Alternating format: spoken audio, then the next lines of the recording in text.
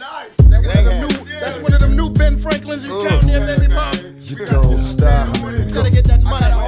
You don't stop. Oh man, this is how we do it. East, West. What up? So today we back on dating topics, relationship topics, and we're gonna talk about how to keep your relationship fresh. So if you are in a relationship, you are in a long-term relationship just started, you're just casually dating or anything like that, this will apply to all of those situations. So all the way from marriage, all the way down to you just met somebody, y'all going out on dates or y'all having conversations or whatever, there's some type of sexual chemistry established, all right? 3 tips today, just telling y'all how to not fall into the pattern of starting to drift apart or feeling like, you know, somebody's not focused on their relationship or somebody's not doing what they're supposed to be doing, whatever. So this video is tailored to guys as far as the conversation, but women are more than welcome to listen in and gain some insight and maybe know how to tailor this into their world so they can keep the relationship fresh on their end as well. But of course, this video from my guys out there. So tip number 1, be unavailable. So that does not mean play games or, you know, ignore phone calls or, you know, come across as being shady or inconsistent. When I say be unavailable, that simply just means be focused and prioritize your life and what you should be doing or need to be doing for your life progression. All right. This will be very attractive to any woman that you're dealing with who does have sexual desire for you.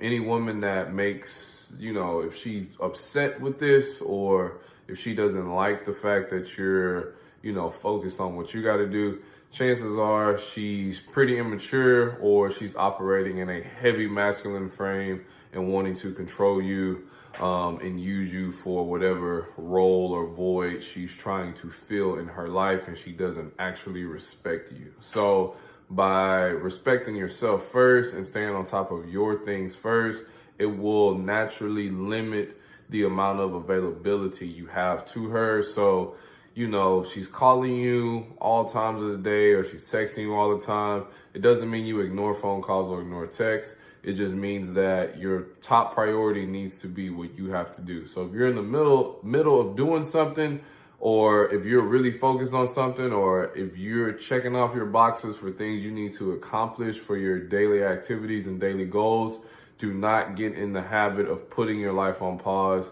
just to answer the phone or just to reply to a text, you know, within seconds or minutes of her texting you back or texting you. So if you need to, you know, you can just text her, say, hey, working on a project right now, in a meeting, just whatever.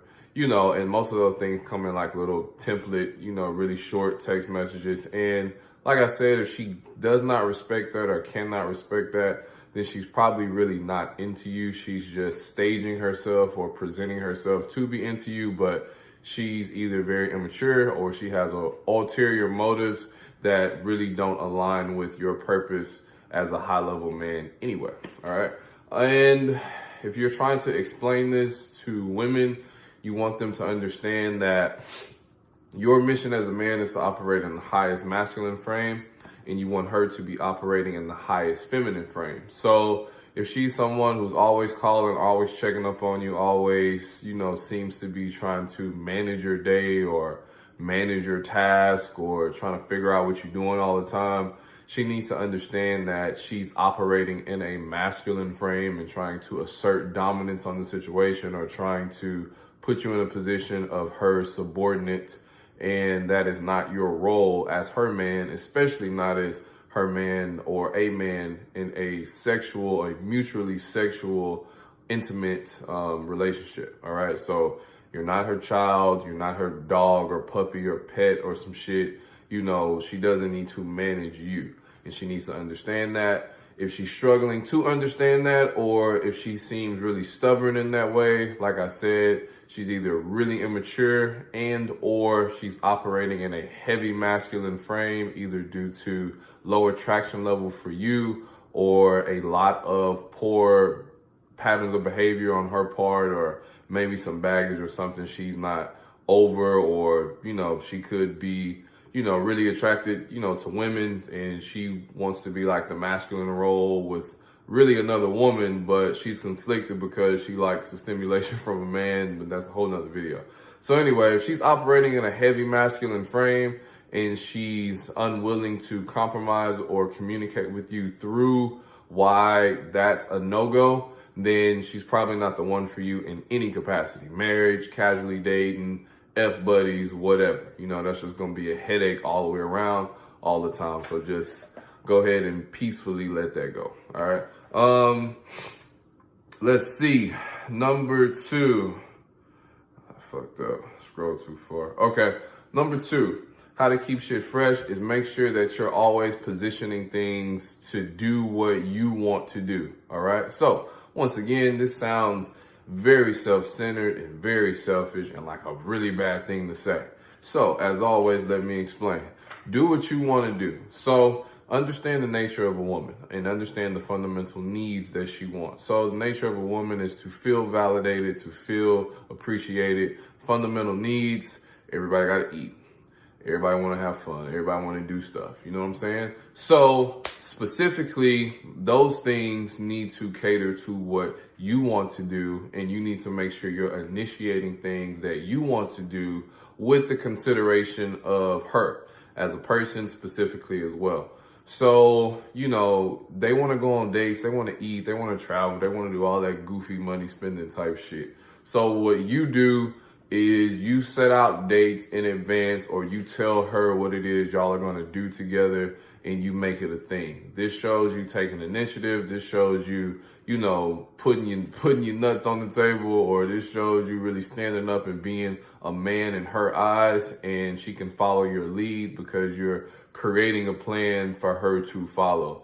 Now, of course, if she has a rebuttal, or she wants to do something different, or she doesn't feel like doing something, this is where you either step in and let her know why it's important for y'all to do this thing together. And if she wants to do something that's outside of your interest, you need to let her know that you're looking for a shared experience together, and the thing that she wants to do won't be something that you'll enjoy, and that doesn't really seem like an equal opportunity or a fair opportunity for the relationship. Once again, if she throws a fit, or if she tries to guilt trip you into doing this, once again, she has ulterior motives. She doesn't respect you as a man, and she's operating in a very high masculine frame, trying to assert dominance in the situation and trying to be controlling. Sometimes it's not really trying to be controlling of you. Sometimes it's just trying to be controlling of herself and her environment. Like I said, when women show these types of traits, it's usually because there's something inside of them that they haven't really dealt with, whether it be childhood traumas, previous relationships, you know, really liking, you know, women, or wanting a same-sex type of relationship to where they can play that masculine role with another woman, but they just haven't really tapped into that yet, which is fine. But like I said, if you're getting a lot of turbulence, just go ahead and peacefully have a conversation and agree to part ways. All right. And then the last one, to keep it fresh, have monthly check-ins. All right.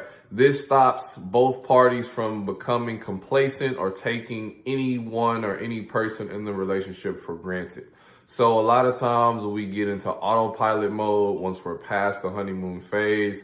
Guys do it, girls do it, everybody's guilty. So have monthly check-ins, and the monthly check-in should consist of where you're at in your personal life, some things that you're thinking about, you want to do for yourself, where your thoughts are, where your emotions are as an individual first. And then you two need to furthermore talk about how you're feeling about each other and where the relationship is or is not going. And guys, don't be afraid of this. And trust me, it's a lot better when you initiate this conversation. All right. When you set out a plan and initiate the monthly check-in conversation, it actually works to your favor and your benefit, because now, first of all, you take away the anxiety of, you know, counting down the days until she hits you with some bullshit request or ultimatum or some shit like that. Now you're in control of starting that bullshit drama, right? So you can kind of check that off the list and say, fuck her coming at me sideways. We have monthly check-ins, so I'm done with the fucking random text of we need to talk, where is this going, and all that stupid shit, you know, that females kind of like to do.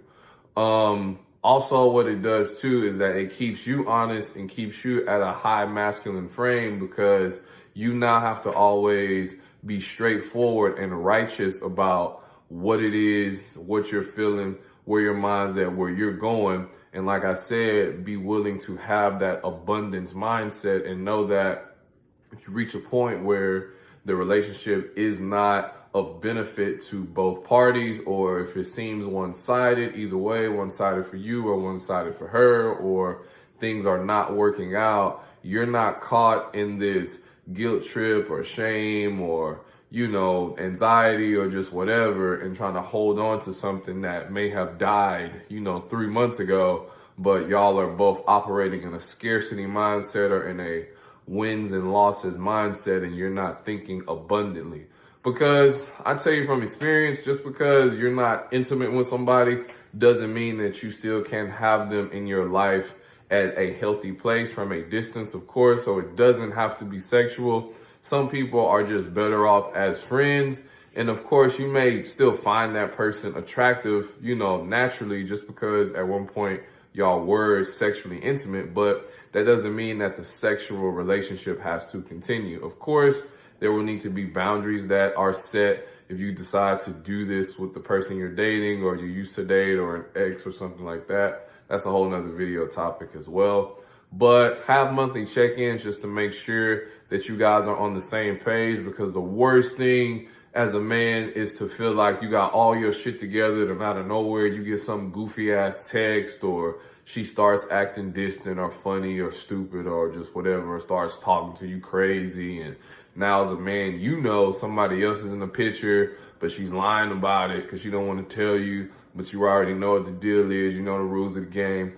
So have those monthly check-ins just to, number one, as a man, you're initiating the plan, so she has to respect that if she's really into you. Once again, if she's giving you too much turbulence, she's operating at too high of a masculine frame for one or many different reasons, and it's time to let that go. But if she's willing to compromise, she's probably a decent person, or she's willing to learn and grow in the relationship. And regardless of where it goes, this may be somebody you want to keep around in your life, because having positive people, men and women, are a good thing for you to grow from and receive nourishment from in your life. Hope this helped. Peace out.